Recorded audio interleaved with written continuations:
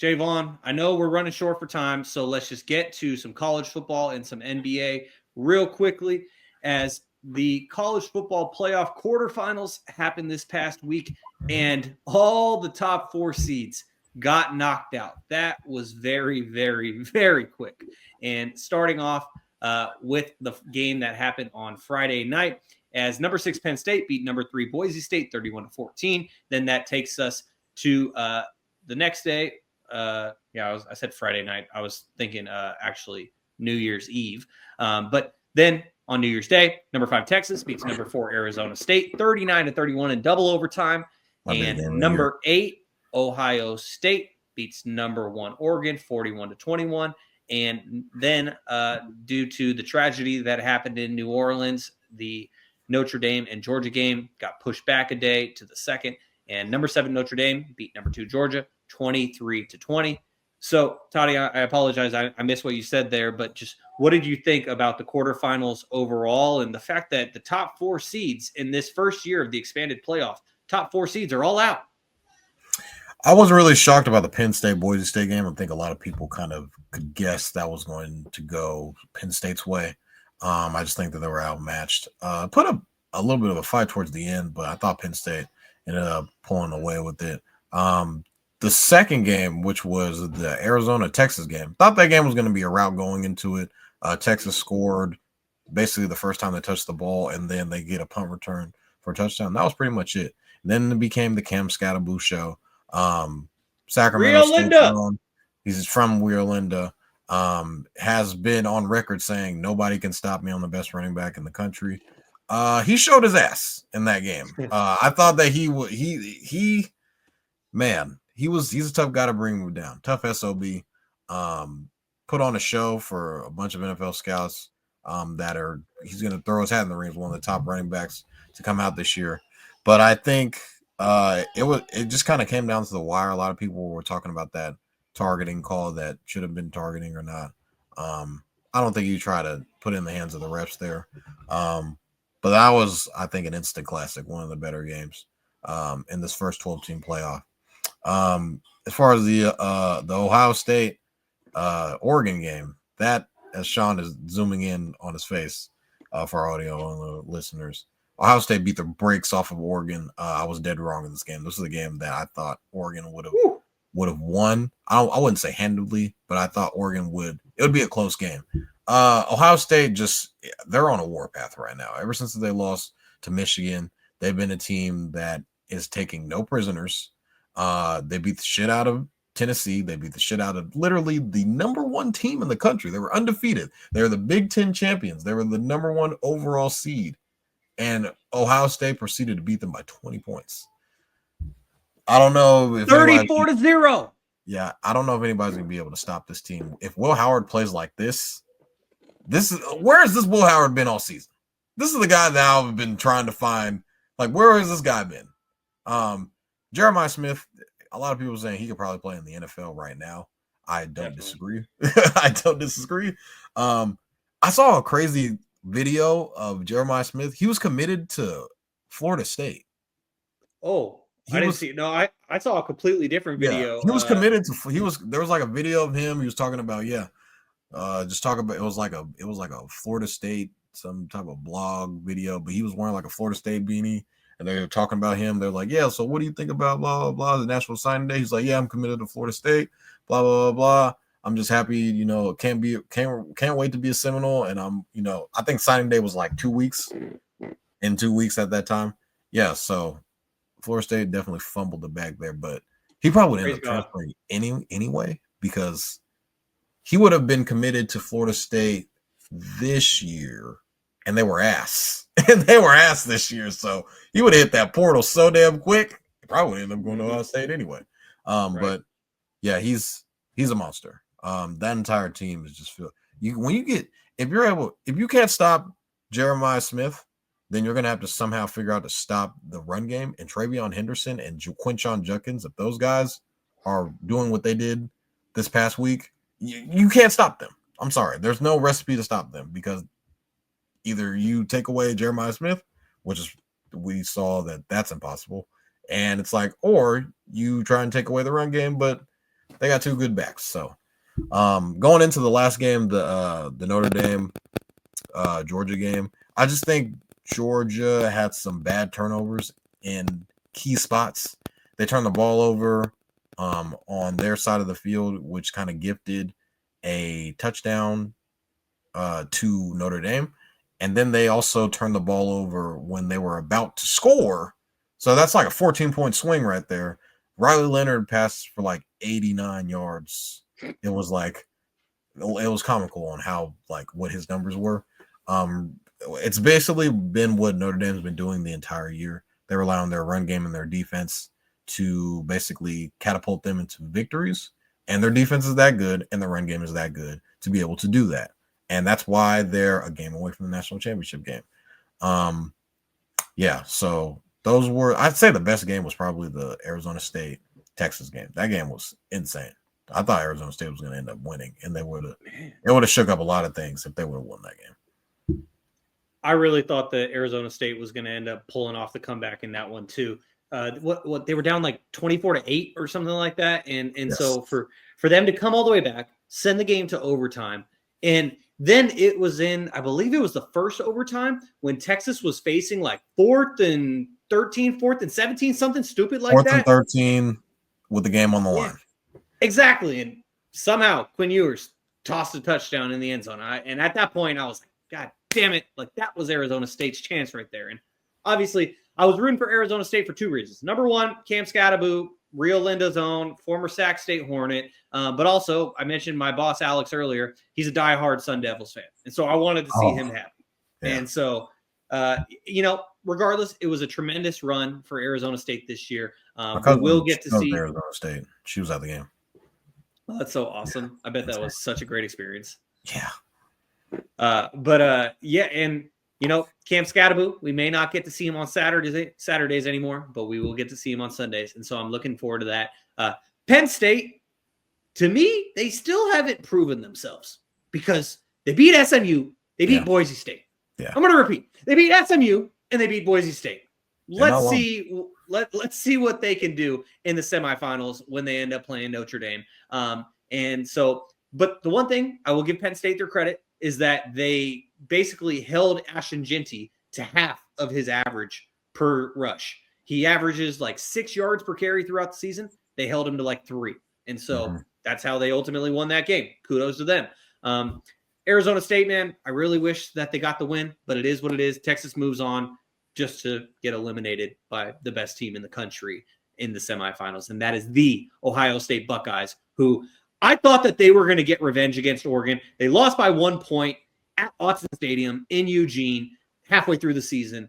And Will Howard was part of the reason why they lost that game. Not only because he didn't play to the level that Ohio State paid him to play at, but also because he had that play on the last play of the game where he had basically a Dak Prescott moment where he tried to run for a first down and then clock ran out, game's over. And so Will Howard played well in this game.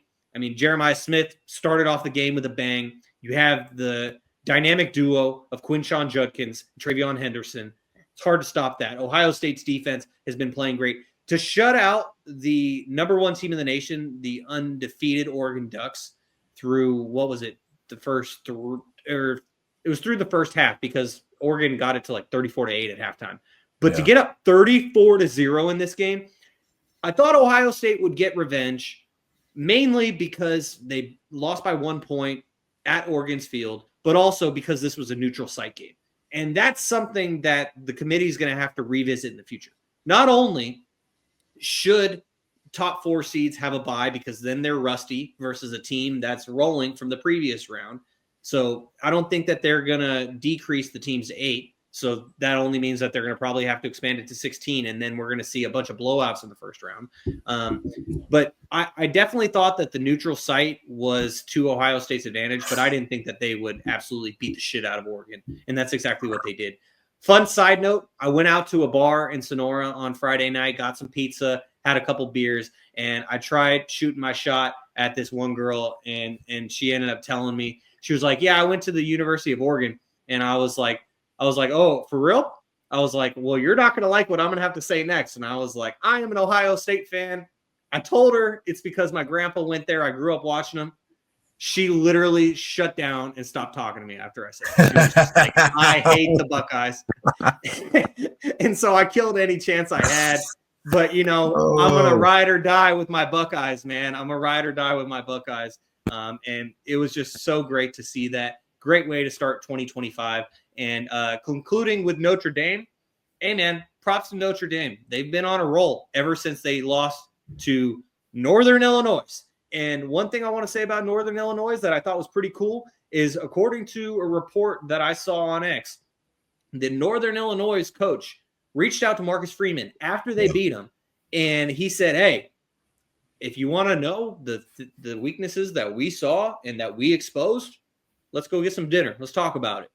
Marcus Freeman took him up on it, and Notre Dame's been rolling ever since. Notre Dame's only had one close game since that, and they haven't lost. And so props to them. I think Notre Dame is going to beat Penn State, and obviously I got my Buckeyes. But Toddy, now just to do a quick preview of the semifinals, starting out with Thursday's game at 4:30 p.m. Pacific Standard Time, number 7 Notre Dame versus number 6 Penn State. Who do you got and why? I like the Nittany Lions in this game. I think they have the quarterback advantage. I like Drew Aller. I think I did see something about Abdul Carter. I don't know if you saw him post like a Star Wars reference. It was basically like of Darth Vader, and he's like going into he's like healing basically. So he got hurt in this game, and he's basically going to end up playing. I think Penn State is going to try and force Riley Leonard to throw the ball. I feel like they're going to load the box. Jeremiah Love, the star running back for Notre Dame, has been iffy on health. I'm not sure if he's going to play in this game, but he is going to be something to look out for on if he's going to play or not. I do think they're going to load the box and say Riley Leonard beat us on the outside. And Penn State's strength on defense is their corners. They're one of the top defense against the pass throughout the entire country. And I do think that James Franklin is going to make Riley Leonard beat him, not with his legs, but with his arm. And they're going to be like, hey, if you throw for 250 yards against us, hey, props to you. But you ain't going to beat us with your legs. So I think Drew Aller is going to – I thought he's been playing well throughout the playoffs. Nothing too crazy, but I think we'll see a step up from him in the semifinal matchup. Give me the Nittany Lions to win. I'm going to go with Notre Dame simply because of what I said earlier. Penn State, to me, has not beaten a legit contender at all this season. And so, one of their best wins was against your USC Trojans, who weren't that great this year. And so I'm going to go with Notre Dame simply because they have been rolling since that loss to Northern Illinois. And to me, although I might agree with you that Drew Aller is the better quarterback than Riley Leonard, I think that Notre Dame has a better team overall. Their defensive line is nice. They got a nice running game. And like you said, they're going to have Riley Leonard beat him with his arm, and that'll be a real test. But I'm going to go with Notre Dame just simply because I'm not really a believer in Penn State. Maybe it's because I'm an Ohio State fan, but I'm not a believer in Penn State. Penn State never wins the big games, and if they win this one, hey, I was wrong. And it'd be kind of cool to see a Big Ten national championship game. But I'm going to go with Notre Dame in this one. And that takes us to number 8, Ohio State versus number 5, Texas, Friday at 4:30 p.m. Pacific Standard Time. No surprise, I'm going with the best team in the country, the Ohio State Buckeyes. Texas barely snuck by Camp Scatteraboo in Arizona State. What makes you think that, if they couldn't stop Cam Scatteraboo, and this isn't shade to Cam Scatteraboo because I am one of his biggest fans, but if they couldn't stop Cam Scatteraboo, what makes you think that they're going to stop Quinshawn Judkins and Travion Henderson? Oh, yeah, and then there's Jeremiah Smith. Oh, wait, Will Howard? He's actually playing like a $20 million quarterback now? And I'm gonna cut myself short for time there, but I got the Buckeyes, simply put. Buckeyes by double digits.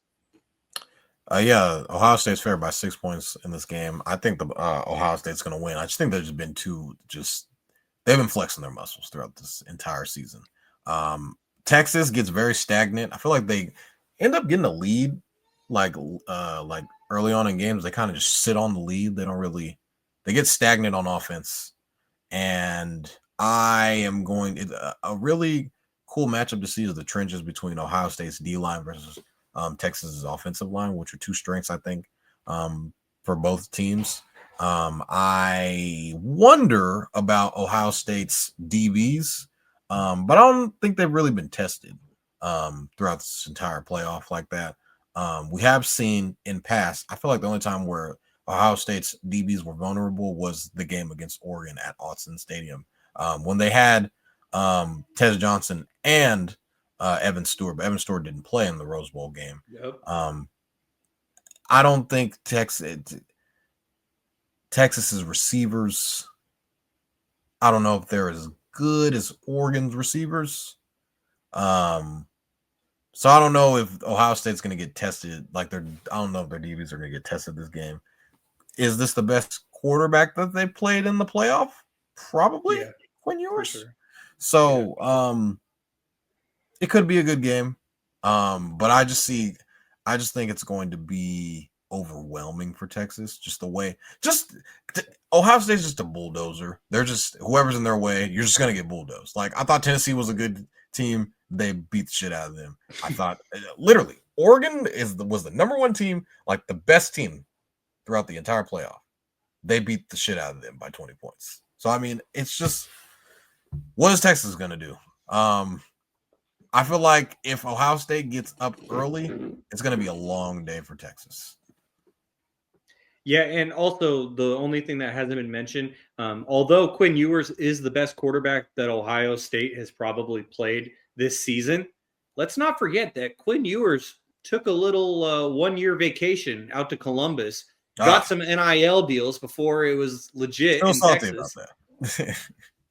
I maybe a tiny bit salty, but my overall point is, because obviously Ohio State paid to get the quarterback they have now. But my point in bringing that up is Quinn Ewers was in Ohio State's system. So they know him better than they would know the average opposing quarterback is my overall point there. Didn't think about it. And so, that's just what I'm getting to there. They might have a better shot with Arch Manning, and it's just because they don't know Arch Manning as well as they know Quinn Ewers. Do we see Arch Manning in this game? Like, if it gets late and it's like, hey, man, we need something to go on. I wouldn't be surprised. I would not be surprised at all. So Toddy and I both got the Buckeyes. I'm sure Kevin has the Buckeyes as well, but we are split on Penn State and Notre Dame. It'll be interesting to see where Kevin goes with that matchup.